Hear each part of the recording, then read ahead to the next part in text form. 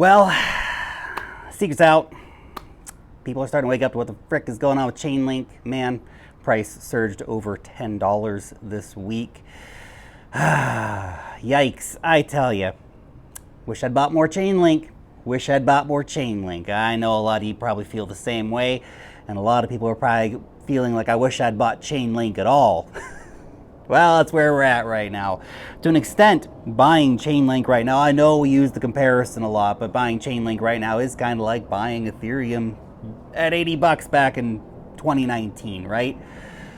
Right now, we've seen a huge breakout coming in for Chainlink.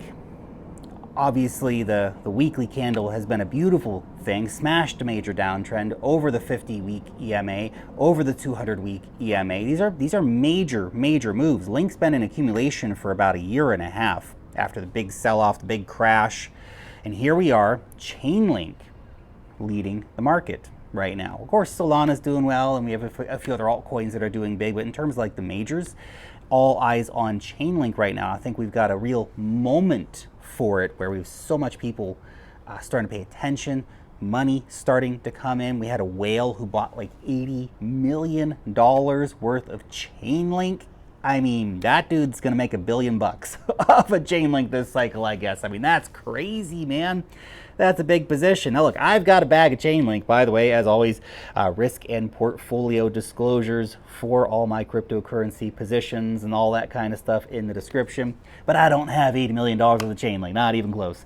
But I'm hoping that my Chainlink bag is gonna do very, very well in the coming cycle. And my average entry price was around like $7.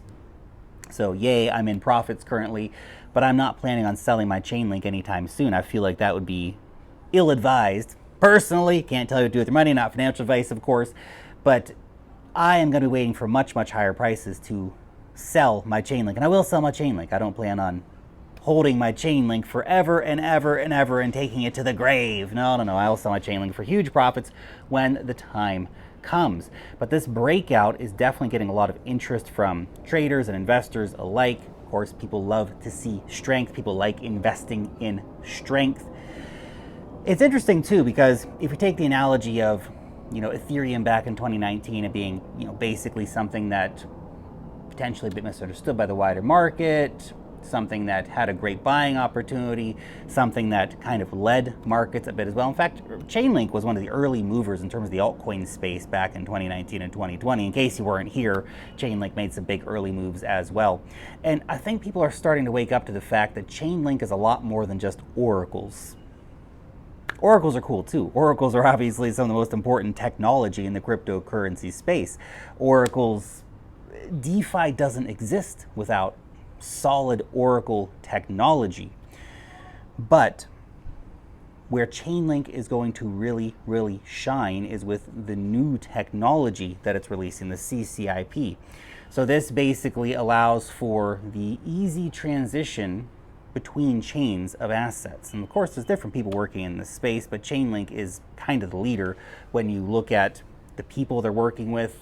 Big banks, for example, are looking at using this technology. SWIFT, which is like the interbank messaging system internationally, and they realize that the SWIFT people realize that their product could be a lot better. And they realize that unless they work with the Netflix, which is in this analogy Chainlink, that they're going to be the next Blockbuster.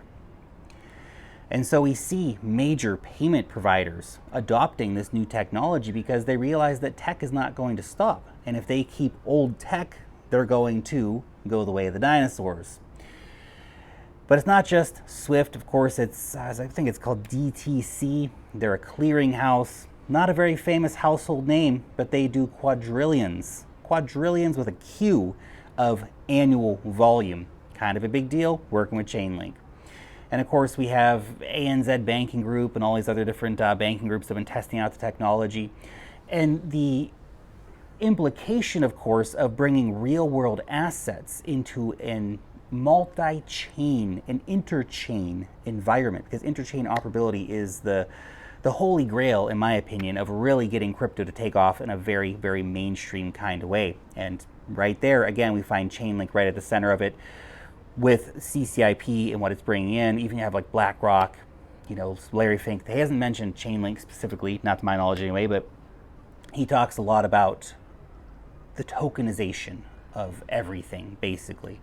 It's tokenization of real estate, tokenization of metals, tokenization of all kinds of weird financial instruments that you're not even thinking of yet. Tokenization of equities, obviously, tokenization of bonds, tokenization of derivatives. All this kind of stuff can move on chain and it'll be done much more efficiently. You know that clearinghouse, DTC, the reason that they want to work with somebody like Chainlink is because, again, they don't want to be blockbustered. Clearinghouses, there's not going to be a strong need for clearinghouses in the future because we're going to enter an environment where the blockchain is going to do everything so much more efficiently. We're not going to need a lot of these old institutions. Now, these institutions will be able to maintain their businesses if they adopt this technology early. Otherwise, they're simply going to be leapfrogged as the world moves on without them. And when you see all these big partners, you understand the technology, and of course we're not going into deep on the technology obviously in this video. There's some really great content out there that's been produced on that, and you should go check it out if you want to learn more about exactly what CCIP is. In fact, we did release some information on that in our newsletter, so if you go to thewealthmastery.io or use the link down below in the description, you can sign up for our free newsletter. By the way, we're about 75,000 people every week. Best damn newsletter in crypto, just saying. I know I'm kind of biased because it's my newsletter, but it is the best damn newsletter in crypto. Anyway, we wrote a great piece on CCIP, free to read. Go check it out. Go to thewealthmastery.io. You can read the write-up that we had on that. Really breaks it down in an easy to understand way for you. But the market's waking up to Chainlink, guys. The market's waking up to Chainlink, and it's still early. You know, it's interesting, and I'm not saying to run out and buy Chainlink right now. I'm not giving you any financial advice, of course, on when to buy or sell anything. But if you look at Chainlink or Solana or some of their top altcoins, it's interesting because you'll see it move up 10, 20, 30, 40, 50%. And say, it's too late. No, I'm not going to buy. Only chumps buy now. Yeah, I know. But for perspective, like Chainlink's still down 82% from its all-time highs, and I believe that it'll reach new highs in the next cycle. A lot of coins are looking like that. Not to say everything's going to come back and not to say everything's going to reach its new all-time highs. But when you look at the builders, the people who have actually put in the work during the bear market, Chainlink, others, right? Those are the ones that have the best chance of reaching new highs in the next cycle. At least in my opinion. Let me know what you think down below in the comment section if you think Chainlink's going to hit a new high in the next cycle or not. I'll see you in the next video.